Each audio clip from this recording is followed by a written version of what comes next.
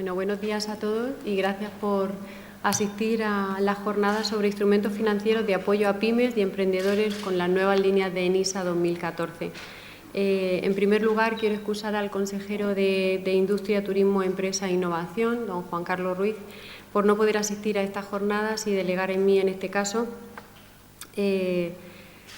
Y comentar en primer lugar que es un placer para mí, en mi primera aparición pública después de la toma de mi cargo, el estar delante de tantas personas vinculadas a las empresas que son nuestros clientes, son a quien nosotros debemos de dar servicio y esta es vuestra casa y es lo que quería hacer hincapié porque es una gran labor lo que aquí hoy se va a comentar y es un desarrollo que el Info va a llevar a más, ¿de acuerdo? Aunque existen alternativas de financiación bancaria, se calcula que en el 2013 en torno al 80% de las compañías españolas se financió a través de su banco. Sin embargo, el acceso a los créditos ha caído desde el 2008, como todos hemos sufrido y vivido, ¿no? Esta restricción del crédito realizada por el sector financiero no se ha compensado por otras vías como nos hubiera gustado a todos. Y el Instituto de Fomento, en coordinación con el ICREF, con el Instituto de Crédito y Finanzas, con fondos procedentes del Banco Europeo de Inversiones, pone en marcha las líneas de Info Reactiva e Info Competitividad.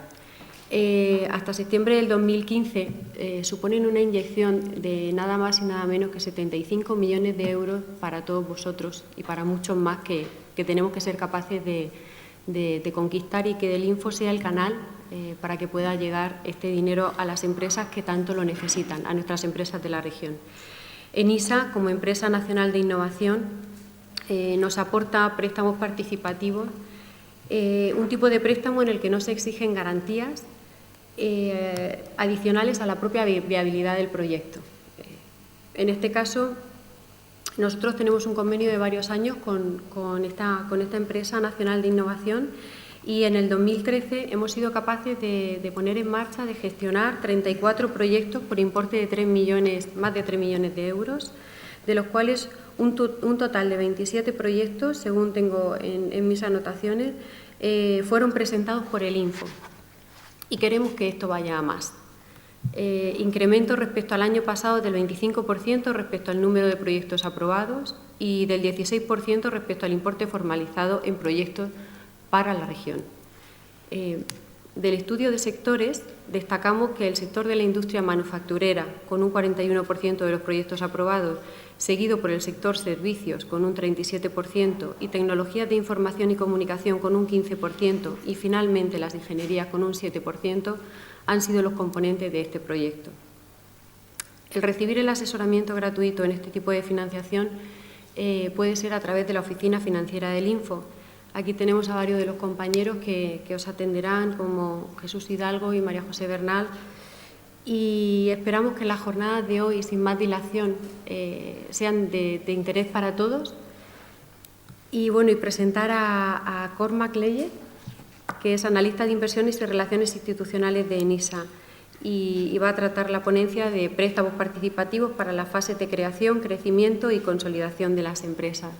Muchísimas gracias por asistir, muchísimas gracias por venir a lo que es vuestra casa y espero que podamos gestionar y ayudaros en todo aquello que sea necesario para que todo este dinero que de otra manera quizá no pueda gestionarse de forma tan cercana, seamos nosotros los que nos podamos sentir partícipes a través de estas acciones en ayudaros a que esta cantidad de dinero venga a la región de Murcia y a nuestras empresas. Muchísimas gracias y quedan inauguradas las jornadas.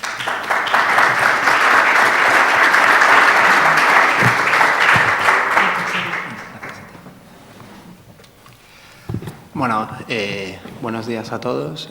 Haré una breve presentación de 15-20 minutos explicando un poco lo que es la compañía para la que trabajo, que es ENISA, el instrumento financiero que tenemos, que es el préstamo participativo, y luego una parte un poquito más práctica, pues a la hora de qué es lo que tiene que hacer vuestra empresa para solicitar, qué tipo de empresas estamos buscando, qué documentación tendríais que aportar y demás. En cualquier momento, si algo de lo que digo no queda claro, pues encantado de que me interrumpáis. Además, somos pocos, o sea que yo creo que no está reñido con que la presentación sea ágil, que en cualquier momento me hagáis una pregunta. Y, por supuesto, al terminar, si queréis hacer algún tipo de pregunta o un debate, que sería lo más bonito, que expongáis en público vuestras preguntas o vuestras sugerencias o quejas, pues yo también encantado de atenderlo. Sabéis que luego también, si hay alguna materia que queráis tratar de una forma un poco más confidencial, hemos acordado una serie de entrevistas con una serie de empresas, ¿de acuerdo? Nada, simplemente sobre ENISA, bueno, somos de la Administración General del Estado, ¿vale? Entonces estamos dentro del Ministerio de Industria y fundamentalmente la idea con la que me gustaría que os quedaseis es que si alguna vez recibís un préstamo de ENISA, pues tengáis en cuenta que es dinero público, ¿de acuerdo? Entonces tenemos que tratarlo pues, con especial cuidado, ¿no? Es un recurso escaso. Por lo tanto, no es un fondo de capital riesgo, no es una entidad financiera, no es un business angel, sino que es dinero público que invierte ENISA en vuestras empresas vía préstamos participativos que luego explicaré un poco, ¿no? El objetivo de ENISA, pues, fundamentalmente es el de dinamizar la financiación de la pequeña y mediana empresa española. Lo hacemos a través de dos mecanismos, el de prestamista, que es el que voy a explicar hoy y es digamos, el más habitual, y luego el de fondista, fondeando fondos. Hay una serie de fondos de capital riesgo que tienen recursos de ENISA bajo gestión privada. La parte de la presentación más relevante que yo creo que es la de prestamista y es la que voy a desarrollar. Pero si tenéis alguna duda con respecto al tema de los fondos y demás, os puedo orientar, pero en cualquier caso, sabed que esos fondos, aunque son fondos de ENISA, están bajo gestión ajena y, por lo tanto, ENISA no interviene demasiado en su gestión. Os decía, ENISA canaliza todas sus líneas con un único instrumento. Este instrumento es el préstamo participativo. El préstamo participativo tiene, digamos, varias similitudes con la figura del capital, pero no nos llevemos al engaño. Al final es un instrumento de deuda, por lo tanto, no a nivel contable lo tenéis que contabilizar como tal, como un recurso ajeno y nunca como un recurso propio. Sin embargo, sí que existen, lo que os decía, ciertas similitudes con la figura del capital. La primera es lo que comentábamos anteriormente, no os vamos a pedir avales y garantías. Por lo tanto, el esquema tradicional de voy a mi entidad financiera y me conceden el préstamo siempre y cuando aporte una garantía o un tercero avale ese préstamo en caso de impago, ese esquema nosotros no lo empleamos, ¿vale? Por lo tanto, hay que descartarlo cuando estemos viendo la financiación de ENISA. Luego veremos que hay una contraprestación a esto. Es verdad que financiamos sin aval y sin garantía, pero también es verdad que exigimos un nivel de solvencia a las compañías. Por lo tanto, hay que matizar esta afirmación de que no hay ningún tipo de aval o garantía o que únicamente financiamos en base al proyecto, ¿de acuerdo? Porque también tenemos en cuenta la solvencia de la compañía. El tipo de interés que va a pagar la compañía va a ir vinculado fundamentalmente a dos criterios. Uno, al Euribor, con un diferencial, y hasta ahí pues todos estamos familiarizados con cómo medimos el tramo fijo, y luego explicaré con un poquito más de detalle la diferencia entre tramo fijo y tramo variable. Pero donde entra la diferencia es en el tramo variable, y el tramo variable lo determinan los propios resultados de vuestra empresa, ¿vale? De tal forma que cuanto más dinero gane la empresa o mayores sean sus resultados, más interés va a pagar, y en el momento en que la empresa gane menos dinero, o no pagará tramo variable y solamente pagaría el tramo fijo, ¿vale? La idea de fondo es que la empresa vaya pagando intereses en la medida en que está en un ciclo económico expansivo, pues pagará más intereses, y en el momento en que está en un momento algo más negativo, pues ya pagaría menos intereses, ¿de acuerdo? Si os fijáis, esta característica tiene ciertas similitudes con la retribución del accionista, ¿no? De ahí que os decía al principio de ciertas similitudes con la figura del capital, ¿no? El préstamo de ENISA tiene la consideración de subordinado, por lo tanto, frente a otros acreedores, si vuestra empresa cuenta con un préstamo participativo, pues esos terceros que os han prestado cuentan con una cierta garantía, que es que ellos siempre se van a cobrar antes que ENISA, ¿vale? Nosotros nos situamos pues, junto con los accionistas, en una posición de alto riesgo. Es decir, si la empresa entrase en liquidación, pues salvo en el caso de los accionistas, nosotros seríamos los últimos en cobrar de la masa patrimonial restante, ¿no? Y de luego, bueno, al igual que cualquier otro préstamo, existe una fiscalidad ventajosa en cuanto a la deducción o la posibilidad de deducirse los intereses que hayáis ido pagando, ¿vale? Sobre la base del impuesto sobre sociedades.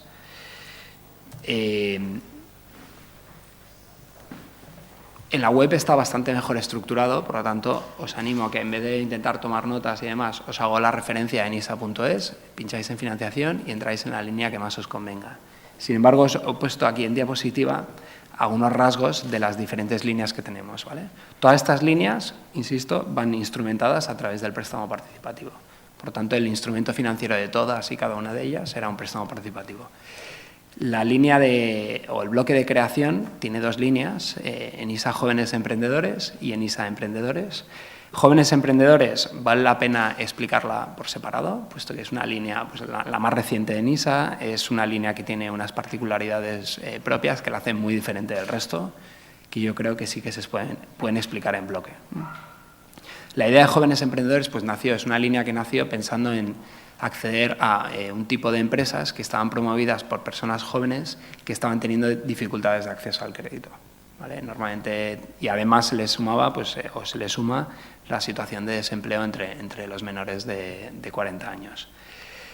¿Qué es lo que estamos buscando? Pues eso, estamos buscando sociedades constituidas en los últimos 2 años, es decir, que en el momento de la solicitud no tengan más de 24 meses, que la mayoría del capital esté en manos de personas por debajo de 40 años, por lo tanto puede haber personas mayores de 40, pero en ningún caso pueden tener el control de la sociedad. Y estamos buscando empresas que estén con necesidades financieras en torno a o en la horquilla de los 25 a 75.000 euros, ¿vale? Por lo tanto, dentro de lo que es la gama de NISA, de diferentes productos que tenemos, Jóvenes Emprendedores, digamos que se sitúa en la horquilla más baja. Es un producto cerrado, es decir, no hay posibilidad de que nosotros podamos negociar con vosotros, por lo tanto, salvo el importe del préstamo, el vencimiento y la carencia vienen ya, digamos, determinados de antemano. Las condiciones son a devolver en 4 años con 1 año de carencia. El año de carencia implica que durante ese primer año de vida del préstamo solamente vais a estar abonando a ENISA los intereses. Y el pago del principal, es decir, el importe que efectivamente os hemos prestado, se demora al segundo año. ¿De acuerdo? Eso es lo que implica el periodo de carencia. Fijaos que hay un tramo fijo y un tramo variable. El tramo fijo para 2014 ha quedado fijado en Euribor más 3,25. Por lo tanto, a tipos actuales estaríamos hablando en torno a un 3,80. Y ese tramo es el que pagaréis sí o sí, independientemente de los resultados de la compañía. El tramo variable, que es el que os mencionaba anteriormente, que va en relación a vuestros resultados, lo determinan vuestros resultados económicos. Lo calculamos con una fórmula que parece complicada, pero en realidad es sencilla, que es beneficios antes de impuestos dividido entre fondos propios medios de la compañía. Con esa división lo que nosotros obtenemos es la rentabilidad que vosotros, como gestores, habéis sido capaces de sacar a vuestro negocio. Y calculando esa división obtenemos esa rentabilidad y os aplicamos ese tipo de interés, ¿vale? De tal forma que participamos en vuestros beneficios en la medida en que estos sean mayores o menores. Y de ahí viene la palabra préstamo participativo, de participar en los beneficios de la empresa. El prestamista participa en vuestros beneficios. Por lo tanto, otra noción habitual, errónea, extendida, es la de que el participativo implica pues, que NISA va a participar en vuestra junta de accionistas o que NISA va a sentarse en vuestro consejo de administración. Bueno, pues eso no es así, ¿vale? NISA actúa como prestamista e interfiere hasta cierto punto en vuestra compañía, pero nunca ni en la propiedad ni en la gestión, ¿vale? Por lo tanto, me gustaría que eso quedase claro. Volviendo a la línea de jóvenes, el tramo variable, os decía, beneficio antes de impuestos dividido entre fondos propios medios. Y me preguntaréis, oye, ¿y qué pasa si mi compañía tiene una rentabilidad altísima? ¿Me vas a aplicar un tipo de interés del 23%? Y la respuesta es que no. Obviamente somos una sociedad pública, nuestro fin no es el ánimo de lucro, por lo tanto no pretendemos dar ningún pelotazo ni cobraros intereses de alguna forma leoninos.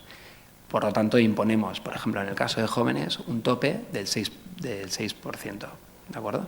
¿Esto qué implica? Que independientemente del resultado de esa división, si vuestra rentabilidad se situase por encima del 6%, solo os aplicaríamos el tramo variable hasta ese 6%. ¿Vale?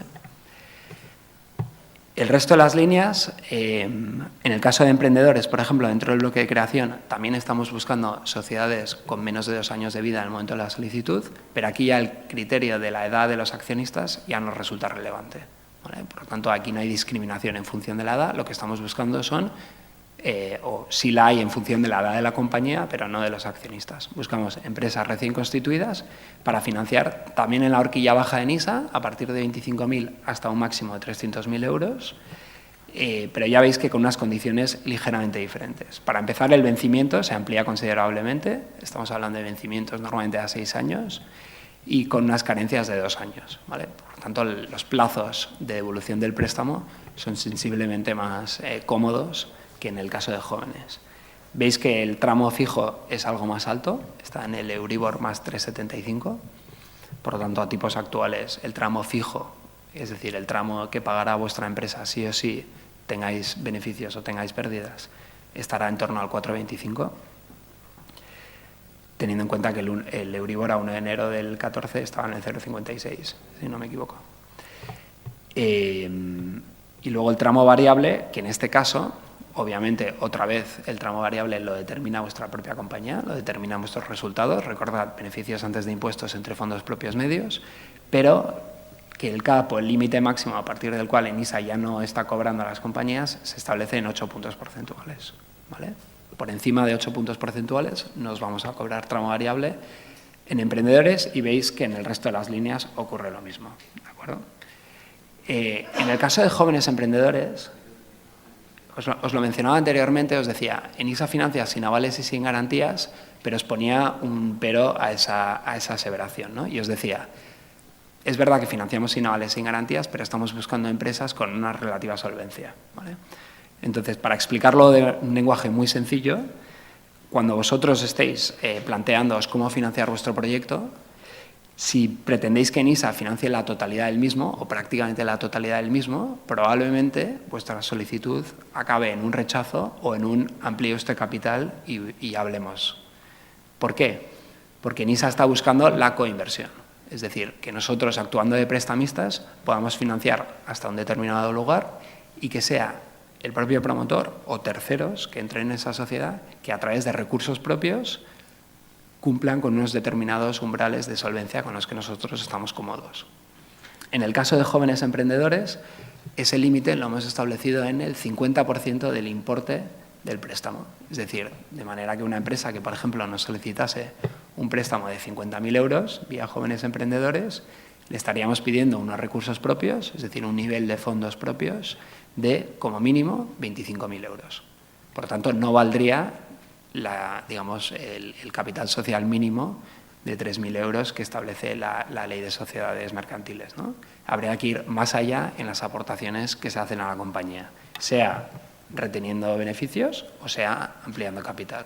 Pero necesariamente tendría que disponer esa empresa de unos recursos propios de como mínimo el 50% del importe del préstamo.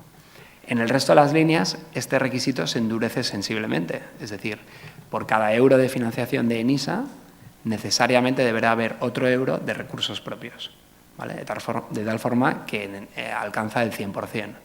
¿Vale? Entonces, típicamente una compañía que obtiene financiación, y no estoy hablando de jóvenes emprendedores, que como os he dicho anteriormente funciona un poco aparte, pero típicamente una empresa que obtiene financiación nuestra, pues en su balance, si echamos un vistazo rápido, veremos que de cada 10 euros de financiación, ENISA nunca supone más de 5. ¿Vale? Y la empresa tiene como mínimo otros 5 de financiación vía recursos propios. ¿Vale? Ahora lo explicaré, si queréis, más en detalle, qué criterios seguimos nosotros o hasta dónde asumimos riesgo, ¿no? Pues, pero bueno, 4 pinceladas. Una operación hasta 300.000 euros, el 1 a 1, es decir, por cada euro de préstamo, 1 euro de recursos propios, hasta cierto punto podría ser posible. Una muy buena empresa que tenga un buen rating podría sacarlo. A partir de 300.000 euros, el riesgo nuestro, empezamos a estar un poco más miedosos y nos vamos diluyendo.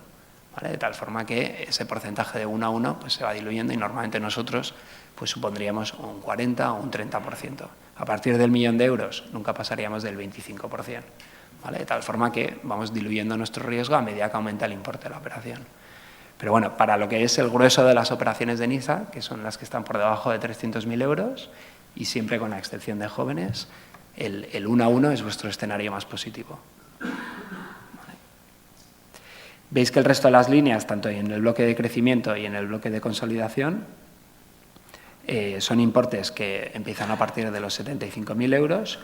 El tramo fijo y el tramo variable están fijados igual que en la línea de emprendedores, es decir, con el Euribor con un diferencial del 3,75 y el tramo variable con un diferencial o con un máximo, un tope máximo de 8 puntos porcentuales, ¿no? Y veis que tiene el mismo criterio o requisito de fondos propios, ¿vale?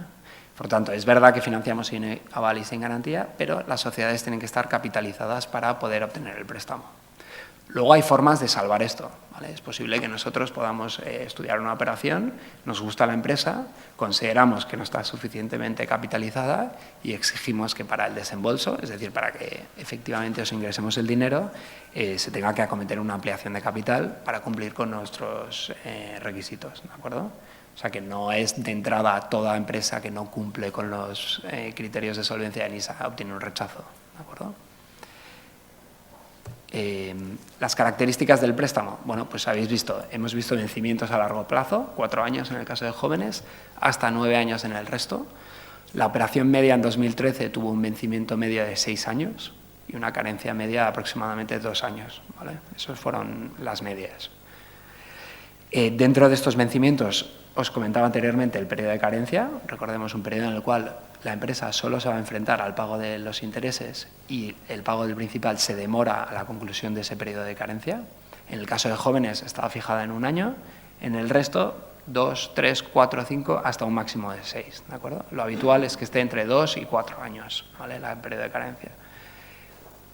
Resumiendo el tema de los intereses, acordaos, hay 2 tramos en paralelo, el fijo, que pagaréis sí o sí independientemente de los resultados, el variable, que pagaréis solo cuando la empresa supera un determinado umbral de rentabilidad, ¿vale? Por ejemplo, si obtiene o una empresa viene pagando un tipo de interés fijo, que normalmente es pagadero de forma trimestral, salvo en el caso de jóvenes, que lo iréis pagando mensualmente, pero en las grandes líneas estamos hablando de pagos trimestrales, y viene pagando aproximadamente un 3,75, por ejemplo, y calculamos una vez al año, os pedimos las cuentas anuales, extraemos el beneficio antes de impuestos, miramos en el balance los fondos propios medios, aplicamos la división que os he comentado anteriormente y sale una rentabilidad del 2%. ¿Qué ocurre? Bueno, entendemos que no ha superado el mínimo, que sería lo que ha venido pagando de fijo a lo largo del año, y no aplica el tramo variable. Si en cambio resulta que la empresa ha obtenido una rentabilidad del 5%, le aplicaríamos un tipo de interés del 5%, por encima de lo que ya ha venido pagando. ¿Qué ocurre si tiene una rentabilidad del 10%? Bueno, pues en el caso de jóvenes emprendedores le aplicaríamos solo un 6% y en el caso del resto de las líneas le aplicaríamos un 8%. Insisto que si tenéis alguna duda o alguna pregunta en con el tema del tipo de interés y demás, hacedmela porque es, digamos, la parte, digamos, que tiene mayor complejidad y es perfectamente normal, ¿eh? Por lo tanto, preguntadme tranquilamente o si he hecho un buen trabajo explicándolo, pues también está bien. Resumiendo otra vez las cuantías, ENISA no financia por debajo de 25.000 euros, no financia por encima del 1,5 millón, que sería el riesgo máximo que asumiríamos en una determinada sociedad.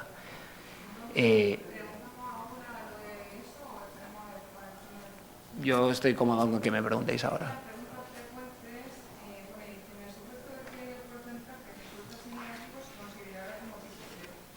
Sí. Obviamente, si tú divides resultados antes de impuestos entre fondos propios medios y en el numerador hay un negativo, pues obviamente no va a pagar interés la compañía variable. Habrá ido pagando el fijo a lo largo del año y el tipo de interés variable le saldrá 0 por haber tenido pérdidas. Entonces, parece que se lanza un mensaje como que Sí, esa es una lectura que se puede hacer y echa la ley, echa la trampa. Es decir, todos sabemos que, sobre todo en la cuenta de resultados, pues diferentes decisiones contables te pueden producir un resultado u otro. Y nosotros somos conscientes de eso.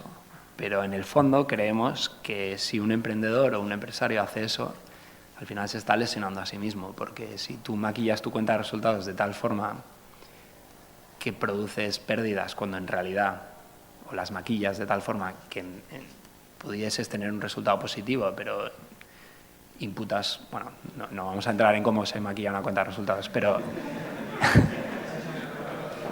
pero de verdad lo haces, al final, por ejemplo, si tú estás buscando inversores dentro de 2 o 3 años para acometer una ampliación de capital y les enseñas tu histórico y ellos ven las cuentas que tienes auditadas o las que hayas presentado en el registro mercantil y ven que tienes pérdidas, pues eso es un dispararse en el pie a uno mismo, ¿no?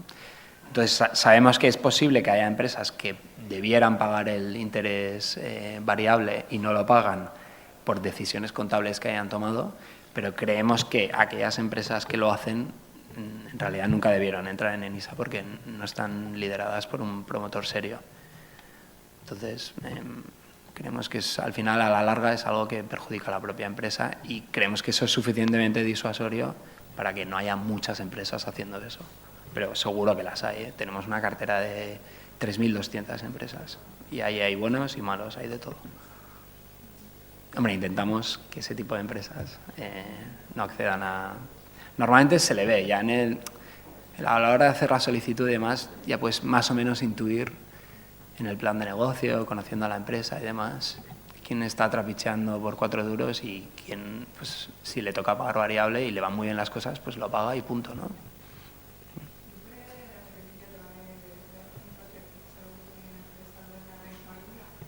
Vale, entonces, tú vas a pagar trimestralmente o mensualmente en el caso de jóvenes tu tramo fijo, Euribor más diferencial. En el caso de jóvenes 3,25, resto de líneas 3,75.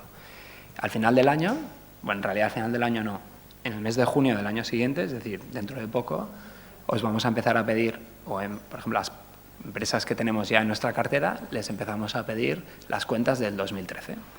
De las cuentas extraemos el resultado antes de impuestos y lo dividimos entre los fondos propios medios, de tal forma que hayamos la rentabilidad que el gestor ha sido capaz de sacarle a esos fondos, ¿no?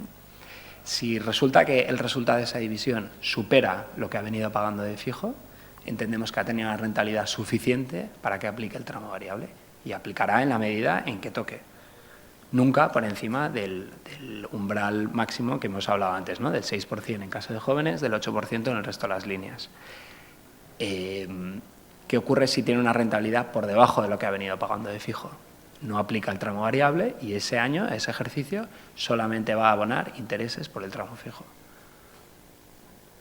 ¿Sí? Vale.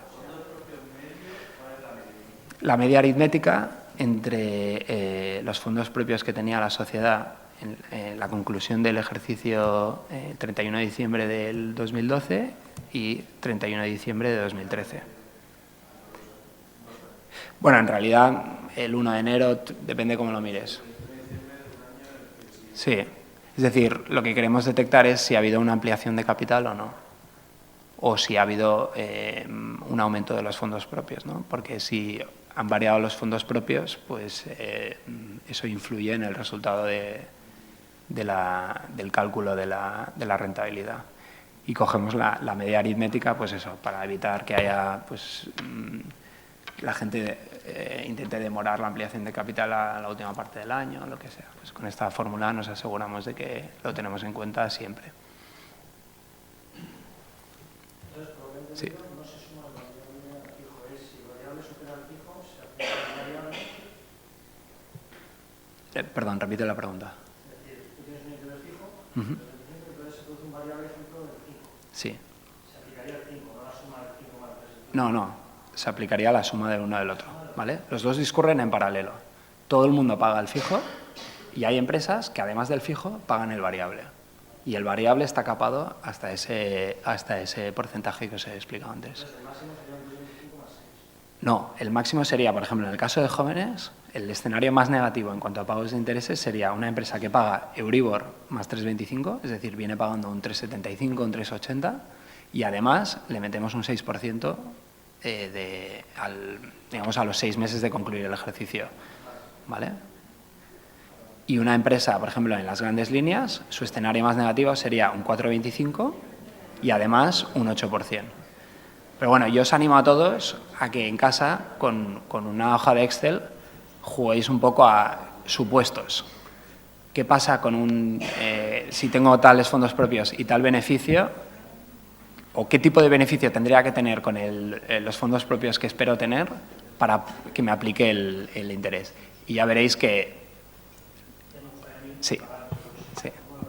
Una empresa que está pagando un 6-7% de interés variable va como un tiro. Y nuestra filosofía, y volviendo un poco a tu pregunta, es, si te va como un tiro, pues que nos vaya bien a todos, ¿no? Sí.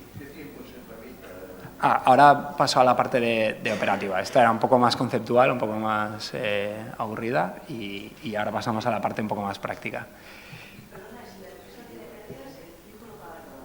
Sí, el fijo se tiene que pagar, sí. Es nuestro retorno mínimo. Sí. Bueno, ¿qué tipo de empresas estamos buscando? Bueno, al final estamos buscando pymes, por lo tanto, autónomos, grandes empresas, administraciones públicas, fundaciones, sociedades civiles. Seguro que hay algún otro supuesto, pero todo eso queda excluido. Básicamente estamos buscando sociedades mercantiles. Cooperativas también, pero fundamentalmente sociedades mercantiles, que tengan o que cumplan con la definición de pyme que establece la Unión Europea, que hay unos umbrales, tanto de número de empleados como de facturación, como de participación accionarial, que tiene que cumplir la empresa. Os estaremos pidiendo un business plan, un plan de negocio, y es vuestra tarjeta de presentación y es la parte más importante de la solicitud. Por lo tanto, para nosotros, a diferencia de, por ejemplo, una entidad financiera que también se puede acoger, pues, por ejemplo, al aval o al colateral o a la aportación que puede hacer la empresa en forma de garantías, nosotros eso no lo tenemos, ¿de acuerdo? Es financiación de riesgo, ¿no? Habéis visto que son préstamos subordinados, que son préstamos que vienen sin aval, entonces son préstamos de máximo riesgo. Tenemos que entender muy bien quiénes sois, a qué os dedicáis y básicamente qué vais a hacer con mi dinero y cómo le vais a sacar rentabilidad para devolver el préstamo. Esas son las preguntas fundamentales que se hace un analista.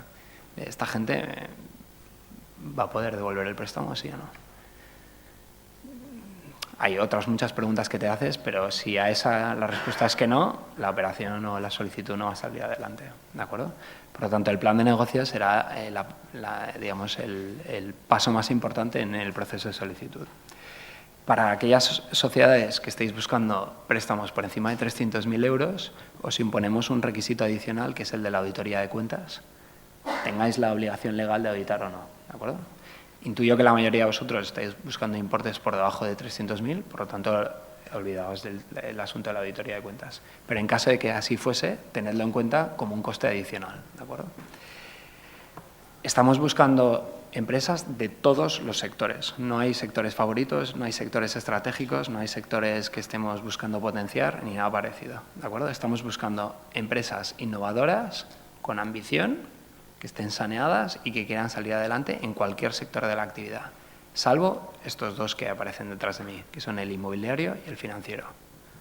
¿Vale? Es una decisión estratégica del Ministerio de no asignar recursos públicos a estos dos sectores, ¿vale? No se trata de vilificarlos ni nada parecido, sino simplemente una cuestión de decisiones de qué haces con los recursos que tiene NISA. Y en este caso, pues irán para empresas, pues como comentaba anteriormente la presidenta, ¿no? Pues manufacturas, por ejemplo, en el caso de Murcia, o sector servicios, biotecnología, telecos, comunicaciones, todo tipo de sectores, menos esos dos que os he mencionado. La cartera de NISA, no sé si ha llegado a 3.500, pero estamos ahí cerca de los 3.500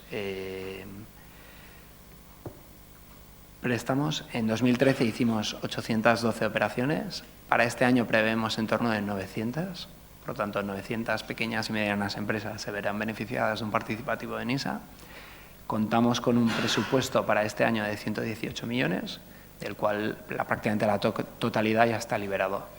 ¿Por qué os hablo de la liberación del presupuesto? Porque no todo es de rosas en NISA. Hay una parte negativa, que es que en el año 2012-2013 los presupuestos se han liberado en el último trimestre del año. ¿Qué ha significado eso para las empresas? Pues que una empresa que, por ejemplo, nos solicitó el año pasado, en el mes de febrero, no formalizó la operación hasta el mes de octubre o noviembre, ¿de acuerdo? Y eso ocurrió tanto en 2012 como en 2013. Los principales perjudicados, obviamente, erais vosotros, pero también nosotros, porque nos supuso pues, muchos problemas con la relación con los clientes, pues, demorando durante meses la firma de la póliza y un problema reputacional, obviamente. En 2014 eso se ha salvado hasta cierto punto. Los fondos ya están liberados desde hace 2 viernes ya, en el Consejo de Ministros de hace 2 semanas. Por lo tanto, ya estamos plenamente operativos. Sin embargo, siempre hay un pero, este año hemos lanzado una nueva plataforma del cliente que entendemos que a medio plazo va a ser muy beneficiosa para las empresas.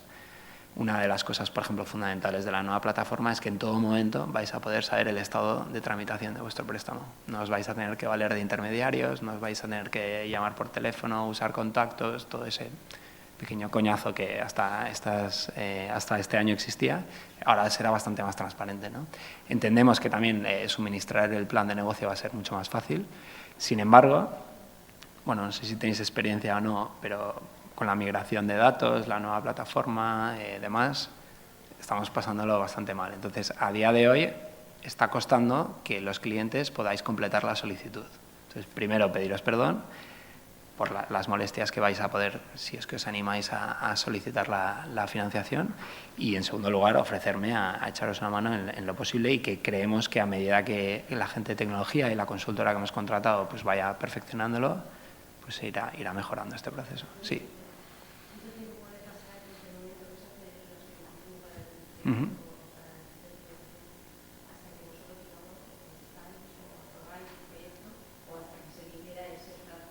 Vale.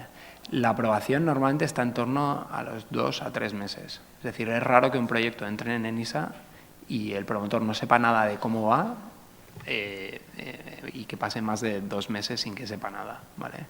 Eso internamente a un analista se le exige que en 8 semanas saque un proyecto desde que le llega hasta que lo saque. Luego es verdad que el proceso es más largo, porque después de la fase de admisión va la fase de análisis, y de la fase de análisis, que digamos es donde obtendríais la aprobación, que es, oye, mi operación está aprobada, hay una siguiente fase que es la de formalización. Y ahí entran temas jurídicos, entran temas presupuestarios, que es, por ejemplo, muchas empresas el año pasado con la operación aprobada no se desembolsaba. Jurídico, por ejemplo, podría ser lo que os comentaba anteriormente, una empresa que nos gusta, aprobamos la operación y la condicionamos a que nos haga una ampliación de capital. Y esa ampliación de capital se demora, por los motivos que sea. Pues eso también entra en el...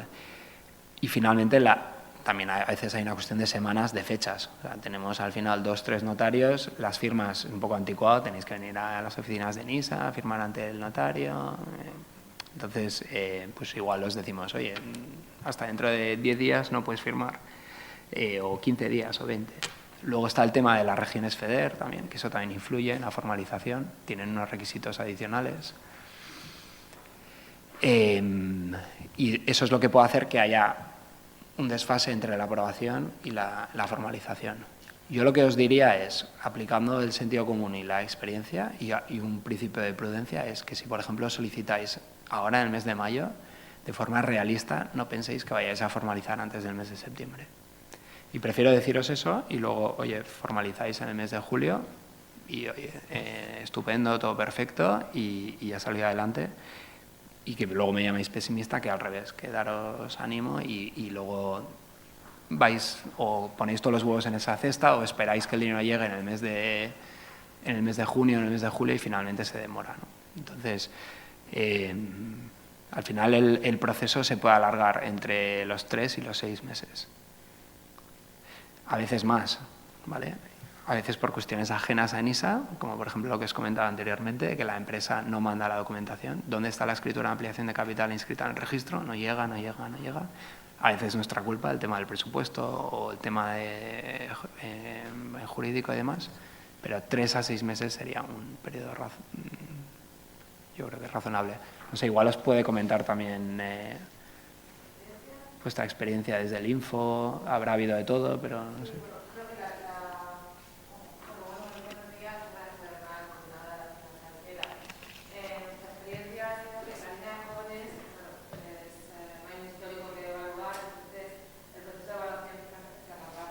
Ujú. Pero sí, como estaba comentando, hemos vivido unos años un poco especiales y sabemos de lo más que nos habéis pasado, porque nosotros os llamábamos y insistíamos cómo va esto y sabemos que en nuestras llamadas la de todas las empresas.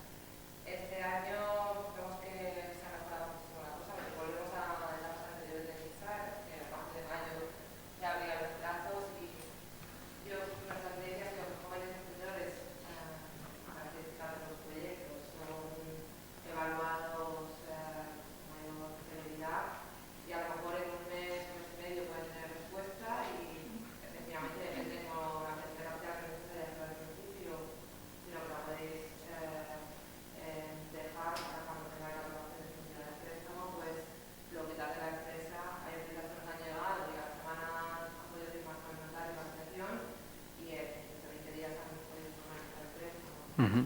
Hay otras que se han avanzado más por el nivel de la empresa y pues, a lo mejor todavía están formalizando préstamos del año pasado.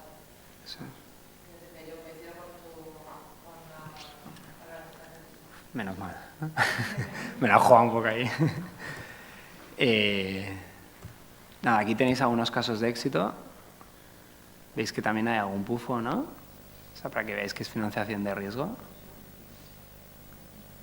Este es mi correo electrónico. Es que me podéis escribir siempre que queráis. 2 Gs, 2 Ts. La historia de mi vida.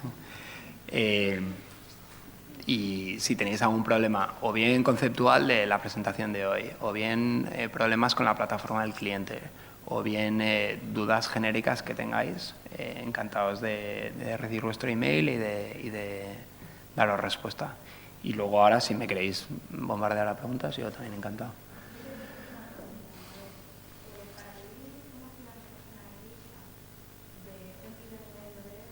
Uh-huh.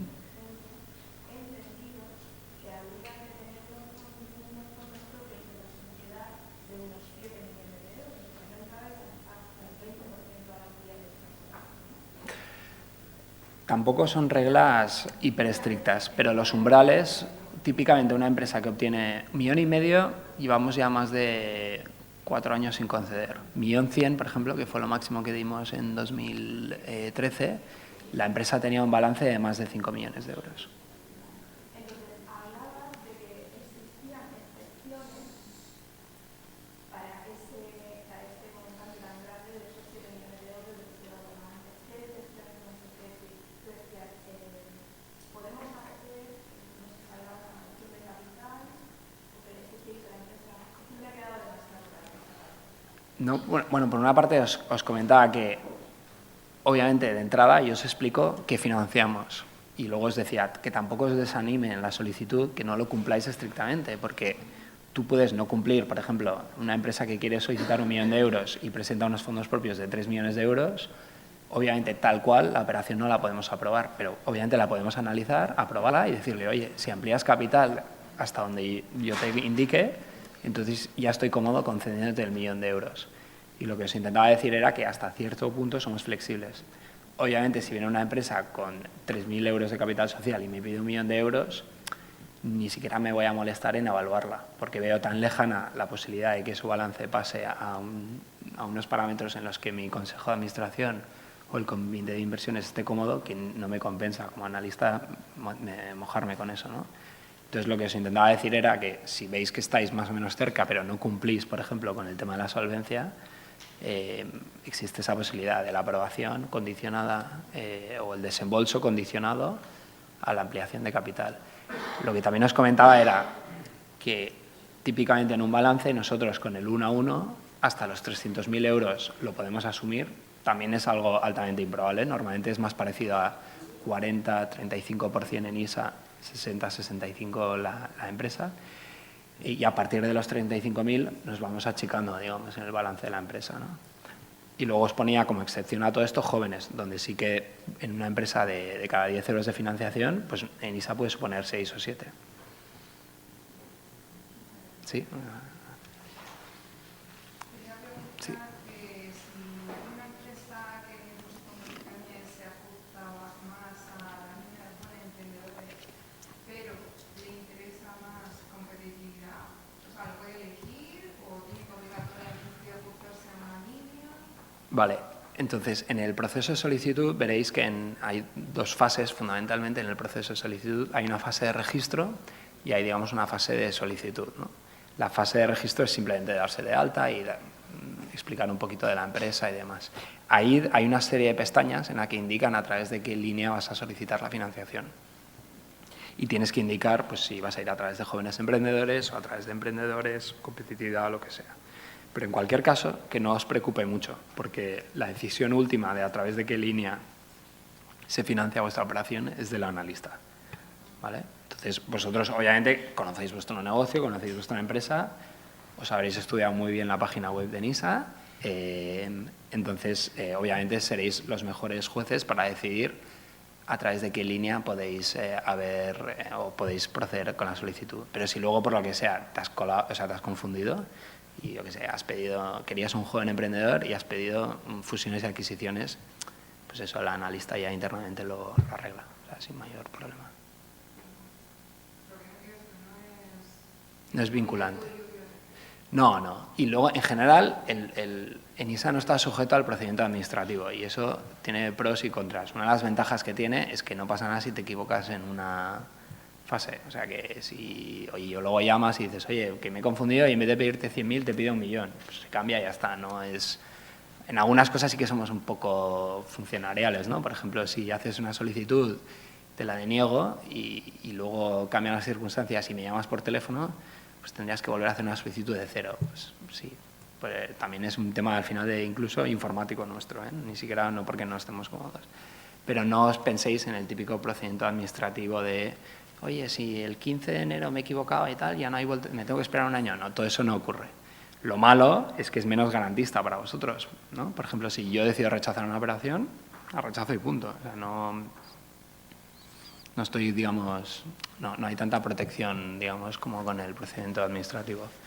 Pero bueno, sé que en ese sentido no te preocupes en exceso si en tu solicitud hay errores de ese tipo.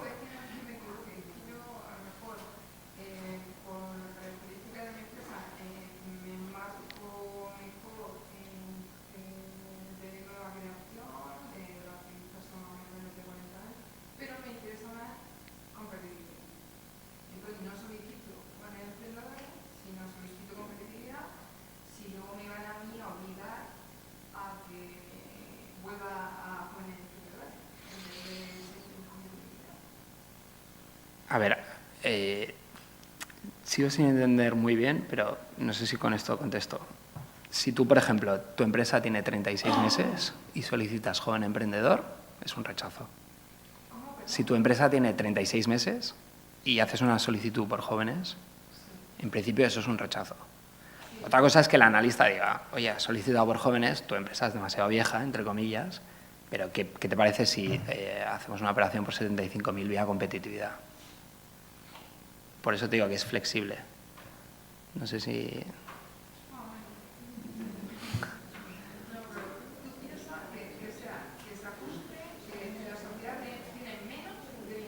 Venga. Los accionistas son menos de 40, pero yo solicito competitividad. Vale, pues yo no te la voy a meter por jóvenes. Que no la voy a meter por jóvenes. Si tú la solicitas por competitividad, no la voy a meter por jóvenes. Salvo que me hicieses una solicitud de 25.000 euros.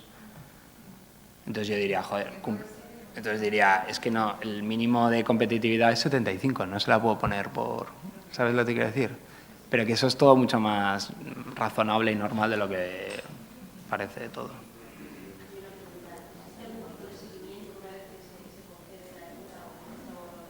Uh-huh. Vale.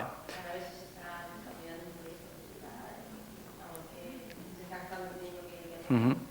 Pues sí, no. Obviamente tenéis el tema de las cuentas anuales, es decir, cada ejercicio tendréis que entregarnos las cuentas anuales y de ahí calcularemos el interés variable y también hacemos un seguimiento financiero de cómo va evolucionando esa empresa y con las cuentas normalmente puedes hacer previsiones de si va a entrar en una situación de mora, si no va a entrar en una situación de mora y demás. Pero el seguimiento es muy para aquellas empresas que detectamos que o no nos están pagando o que en breve van a dejar de pagarnos.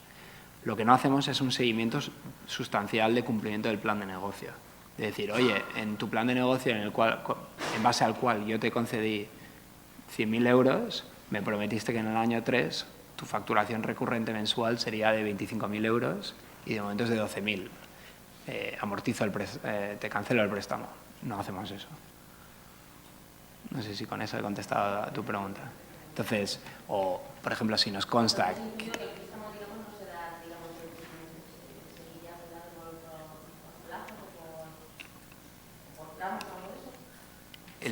¿Perdón?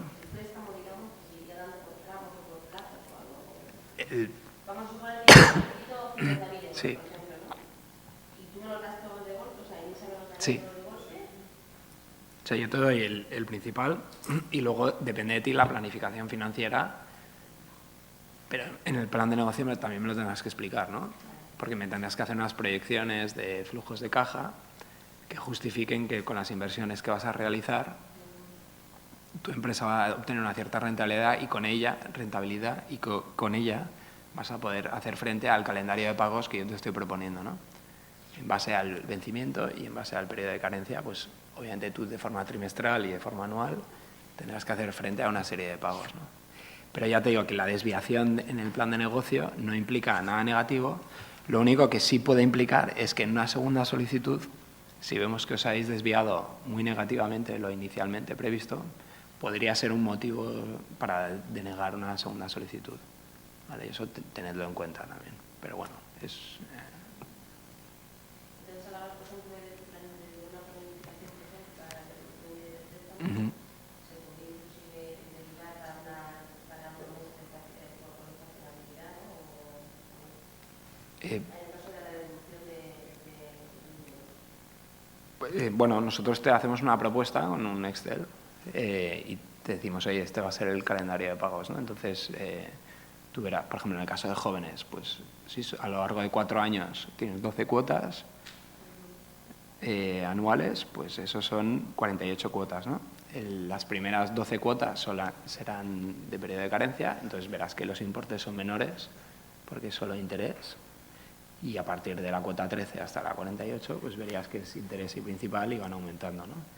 Pero en un momento dado se puede estudiar, por ejemplo, de X meses, por ejemplo, por la vida de la empresa, por el sistema de negocio que tiene, X meses, por ejemplo, digamos que no afrontar ese pago y poner un poco más. A renegociaciones y demás. Bueno, en principio las condiciones que firmáis son las que os aplicamos. Luego, si vemos que la empresa es incapaz de hacer frente al préstamo, obviamente no tenemos un aval que ejecutar, entonces tenemos que involucrarnos y presentaros soluciones de tal forma que podáis... En un momento dado se parte eso, o sea, que antes de... O sea, se está a lo pactado inicialmente y luego, si la empresa no puede hacer frente y entra en una situación de mora, existen ciertos mecanismos para renegociar esa deuda, ¿vale? Y esos mecanismos fundamentalmente consisten en dos. Uno es jugar con los plazos, es por ejemplo lo que están haciendo los bancos, ¿no? Aplazar indefinidamente, que se supone que en algún momento la empresa se va a recuperar y entonces empezará a devolver, ¿no? Y otro mecanismo es cancelar ese préstamo, amortizarlo anticipadamente y conceder un préstamo nuevo, ¿no? Son los dos mecanismos que tenemos. Sin embargo, las dos soluciones no son geniales para la empresa, ¿eh? Y además para nosotros estamos muy constreñidos con el marco legal en el que jugamos, ¿vale? Entonces, no os imaginéis una renegociación al uso con una entidad financiera, sino algo bastante más limitado. No sé si estoy contestando a tu pregunta o...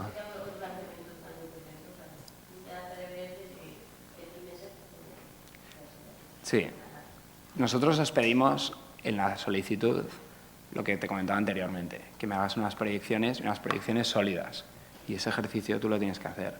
Luego todos sabemos que entre las proyecciones o las previsiones que tú tengas y la realidad, pues puede haber una distancia. Pero intentamos que sea lo menor posible para no encontrarnos con eso, que hay gente que ha asumido el préstamo luego no puede hacer frente a él, ¿no? Y no sé si hay un apartado de preguntas frecuentes en la web, podéis echar un vistazo. Luego con la nueva plataforma hay una guía de usuario que os hará falta porque la nueva plataforma, pues eso, todavía está en rodaje. El plan de negocio pues contiene, lo veréis, partes cualitativas y partes cuantitativas. Donde más énfasis hacemos en la parte cuantitativa, sobre todo en todos los resultados previsionales. Os pediremos tanto cuenta de resultados como balance, como flujos de caja, o estado de origen, aplicación de fondos, a 4 años. ¿De acuerdo? Entonces tendréis que hacer ese pequeño esfuerzo. Luego, para las sociedades que ya estén, que ya estén relativamente consolidadas, os pedimos los estados financieros de los últimos 2 ejercicios. Las de reciente constitución, os pedimos el último cierre, obviamente, no os podemos pedir más. Y poco más. Si no tenéis... sí.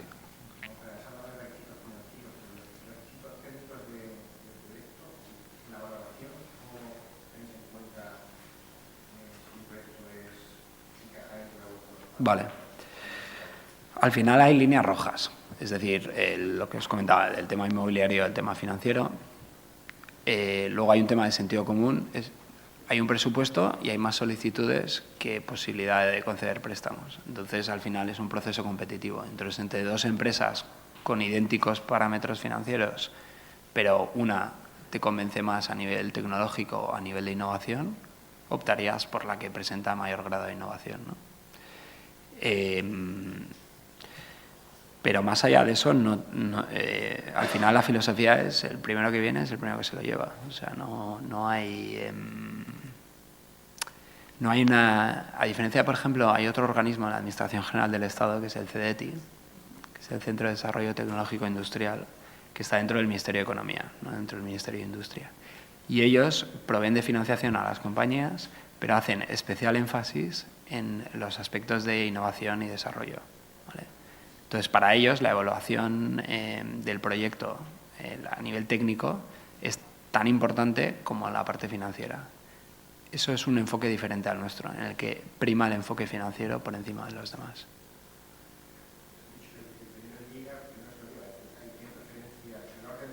Sí, claro. O sea, es decir, es posible que haya, pero tampoco especuléis con esto, porque también nosotros tenemos, por ejemplo, bueno, ahora te explico, pero sí, es decir, a mí me llegan 100 solicitudes en el mes de mayo y las estudio, las apruebo y esas 100, pongamos que las desembolso. Y luego me llegan 50 en el mes de septiembre, pues obviamente las 100 primeras han consumido ya parte del presupuesto. Por lo tanto, a medida que van consumiendo presupuesto, te vas llevando el dinero. Intentamos que sea, al menos de forma trimestral, algo equilibrado para no perjudicar a la gente que va a solicitar más adelante en el año demasiado. Pero tampoco queremos que se condensen todas las solicitudes al final del año. También, de la misma forma que te puede beneficiar hacer tu solicitud en el mes de mayo, podrías especular y decir, bueno, pero si hago mi solicitud en el mes de octubre, como esta gente quiere terminar el presupuesto, igual baja en el listón. O sea que esa doble lectura la podrías hacer también.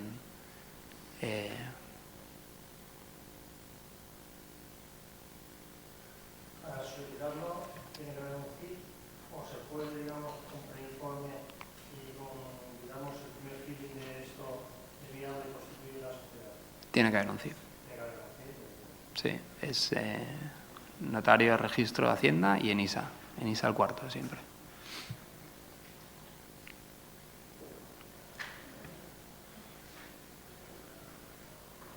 Pues yo creo que ya está. Siento si ha sido un poco aburrida la presentación, os he matado un poco. Tampoco es que el tema es que se ha ido de por sí, el tema tampoco... O sea que...